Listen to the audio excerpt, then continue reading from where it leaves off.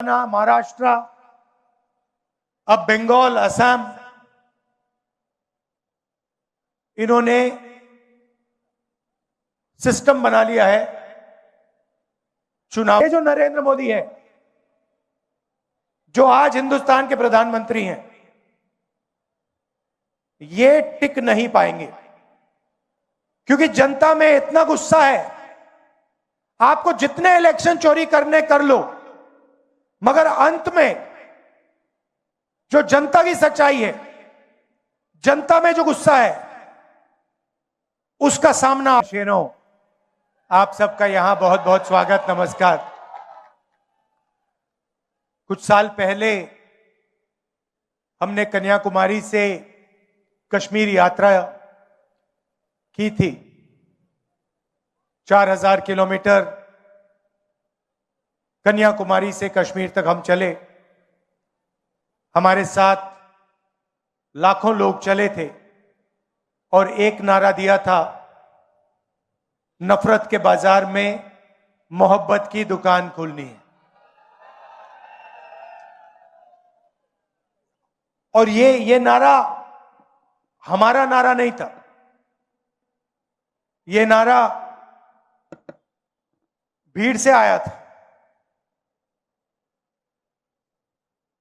मगर देश को इस नारे की जरूरत थी और अभी भी इस देश को इस नारे की जरूरत है। तो मैं आपको बधाई देता हूं, कि आप आइए, आपको बधाई देता हूं कि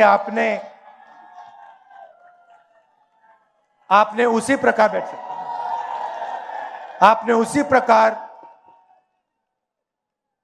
हरियाणा में ये यात्रा की, जनता के बीच में गए, हरियाणा की सड़कों पे चले। और आपको इस यात्रा से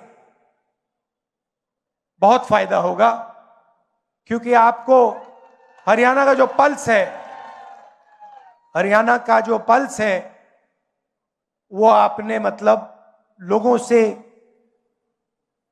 सुनकर समझा है। और मेरी सोच है कि कांग्रेस पार्टी में हर प्रदेश में जो हमारे युवा नेता हैं, उन सबको इस प्रकार से जनता के बीच में यात्रा करनी चाहिए। सीखने को मिलता है, लोग जुड़ते हैं, राजनीतिक समझ बढ़ती है। और हर यात्रा का, चाहे कितनी भी छोटी हो, कितनी भी बड़ी हो, यात्रा की हिंदुस्तान में यात्रा का ट्रेडिशन है।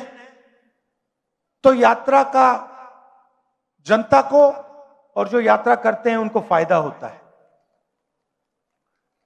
देखिए, हरियाणा के बारे में आप मुझसे अच्छा जानते हो। यहां का चुनाव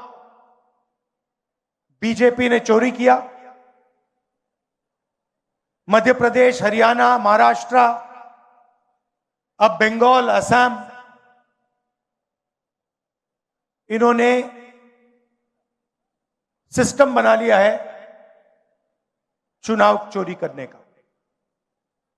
लाखों नाम काट देते हैं, लाखों नए नाम जोड़ देते हैं। इलेक्शन कमीशन इनके कंट्रोल में है, ब्यूरोक्रेसी इनके कंट्रोल में है और ये सोचते हैं कि इनका राज अब रुक नहीं सकता।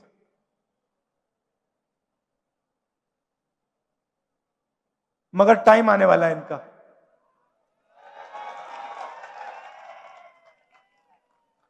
आप देख लेना, इनका टाइम आने वाला है। क्योंकि जनता को यह बात समझ आ गई है कि Narendra Modi ji, Amit Shah ji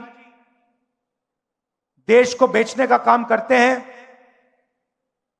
airport, ports, infrastructure, power plant, अब निकोबार आइलैंड में पूरा का पूरा वहां पे बेच रहे हैं अदानी जी को।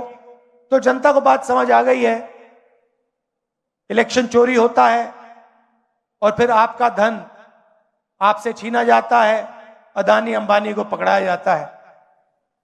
मैंने आपसे पूछा कि हरियाणा में सबसे बड़े मुद्दे कौन से हैं? आप हजारों किलोमीटर चले हो और आपने कहा कि हरियाणा में सबसे बड़ा मुद्दा बेरोजगारी का मुद्दा है। और ये सिर्फ हरियाणा की बात नहीं है, पूरे देश में बेरोजगारी फैल गई है। युवाओं को रोजगार नहीं मिल सकता है, डिग्री मिल जाती है, प्राइवेट यूनिवर्सिटी में कॉलेज में डिग्री मिल जाती है, मगर फिर रोजगार नहीं मिल सकता। छोटी industry, small medium size industry सारी की सारी बंद हो गई। सीधा सा मॉडल है, अदानी अंबानी जी को देश का धन दिया जाता है और चाइना का माल हिंदुस्तान में बेचा जाता है। युवाओं को इंस्टाग्राम, सोशल मीडिया, इसका नशा दिया जाता है। और अगर आप सबूत चाहते हैं, अगर आप सबूत चाहते हैं कि नरेंद्र मोदी कंट्रोल में है, तो मैं आपको अभी सबूत दे देता हूं। कुछ दिन पहले यूएस इंडिया डील हुई, आपने देखा आपने? यूएस डील में हिंदुस्तान ने अमेरिका को क्या दिया और अमेरिका ने हिंदुस्तान को क्या दिया, मैं आपको बताना चाहता हूं। और इसलिए बताना चाहता हूं क्योंकि ऐसी डील कोई भी प्रधानमंत्री नहीं कर सकता, ना कांग्रेस पार्टी का, ना बीजेपी का, ना किसी और पार्टी का ऐसी डील कर सकता है। और अगर डील करी है तो अमेरिका के दबाव में आकर करी है। डील में क्या हुआ?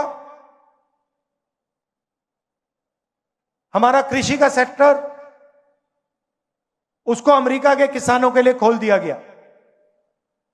दाल, कपास, अखरोट, बादाम, अमेरिका के किसान अपना माल अब हिंदुस्तान में बेचेंगे। उनके हजारों एकड़ के खेत होते हैं, मैकेनाइज्ड खेत होते हैं, हमारे छोटे खेत होते हैं। हिंदुस्तान के सारे किसान बर्बाद होने जा रहे हैं। पहला काम नरेंद्र मोदी ने यह किया। दूसरा काम, नरेंद्र मोदी ने डोनाल्ड ट्रंप से कहा कि 9.5 लाख करोड़ रुपए का माल हर साल हम अमेरिका से खरीदेंगे। मतलब हमारे सारे के सारे कारखाने, सारी फैक्ट्रियां, स्मॉल मीडियम इंडस्ट्री सारी की सारी बंद हो जाएगी, अमेरिका का माल हिंदुस्तान खरीदेगा। तीसरी बात, और शायद सबसे खतरनाक बात, नरेंद्र मोदी ने अमेरिका से कहा कि हम उन्हीं से तेल खरीदेंगे जिनकी परमिशन आप हमें दोगे। आपसे पूछे बिना हम किसी से तेल नहीं खरीदेंगे, चाहे सऊदी अरेबिया हो, वेनेजुएला हो, इराक हो, ईरान हो। हिंदुस्तान तेल खरीदेगा तो अमेरिका से पूछकर, डोनाल्ड ट्रंप से परमिशन लेके खरीदेगा। और चौथी बात, आपका सारा का सारा डेटा, जो आप बातचीत करते हो, मैसेजेस भेजते हो, आपका मेडिकल डेटा, अस्पताल में आपका जो डेटा है, सारा का सारा नरेंद्र मोदी ने अमेरिका को पकड़ा दिया है। तो ये 4 चीजें नरेंद्र मोदी ने अमेरिका को दी। हिंदुस्तान को क्या मिला? हिंदुस्तान को कुछ नहीं मिला, जीरो, कुछ नहीं मिला। हमारा टैक्स बढ़ गया, उनका टैक्स जीरो हो गया, हमारा डेटा गया, हमारा कृषि का सेक्टर गया, हमारी ऑयल सिक्योरिटी, एनर्जी सिक्योरिटी गई, हमारी इंडस्ट्री बर्बाद हो गई। अमेरिका का कुछ नहीं गया। इसके 2 कारण हैं और मैं आपको साफ बता देता हूं। सबसे पहला कारण, आपने नाम सुना होगा एप्स्टीन का, सुना है? 30.5 लाख एप्स्टीन की फाइल्स अमेरिका में पड़ी हुई है। नरेंद्र मोदी की पूरी हिस्ट्री, उसका चरित्र उन फाइलों में है। और डोनाल्ड ट्रंप यह बात जानता है, समझता है।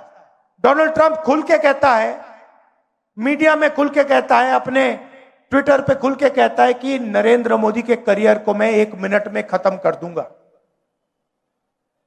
और दूसरा काम, अदानी कंपनी पर अमेरिका में केस लगा रखा है, क्रिमिनल केस। अदानी जी हिंदुस्तान के सबसे बड़े बिजनेसमैन हैं, अरबपति हैं, मगर हिंदुस्तान से बाहर नहीं निकल सकते, क्योंकि जैसे ही हिंदुस्तान से बाहर जाएगा, अमेरिका में इस पर केस है, क्रिमिनल केस है, इसको पकड़ के ये ले जाएंगे। और ये केस अदानी पे नहीं है, ये बात आप समझिए, ये केस नरेंद्र मोदी पर है, क्योंकि नरेंद्र मोदी और अदानी एक है। कंपनी का नाम अदानी है, कंपनी का नाम मोदानी होना चाहिए। और ये पूरा देश जानता है, पूरा देश जानता है कि बीजेपी का फाइनेंशियल सिस्टम, बीजेपी का फाइनेंशियल स्ट्रक्चर अदानी है। और ये डोनाल्ड ट्रंप को भी मालूम है, इसलिए उसने केस लगाया है और हिंदुस्तान के प्रधानमंत्री को कॉम्प्रोमाइज कर दिया है। नरेंद्र मोदी चू नहीं कर सकता है बिना डोनाल्ड ट्रंप के परमिशन लिए। डोनाल्ड ट्रंप अगर इससे कहेगा तू जंप मार, नरेंद्र मोदी जंप मारेगा। यह हिंदुस्तान की सच्चाई है।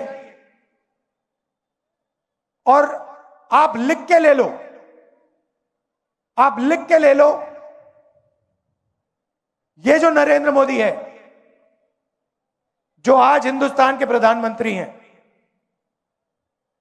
ये टिक नहीं पाएंगे, क्योंकि जनता में इतना गुस्सा है। आपको जितने इलेक्शन चोरी करने कर लो, मगर अंत में जो जनता की सच्चाई है, जनता में जो गुस्सा है, उसका सामना आपको करना पड़ेगा। और जनता डिसाइड करती है हिंदुस्तान में क्या होगा।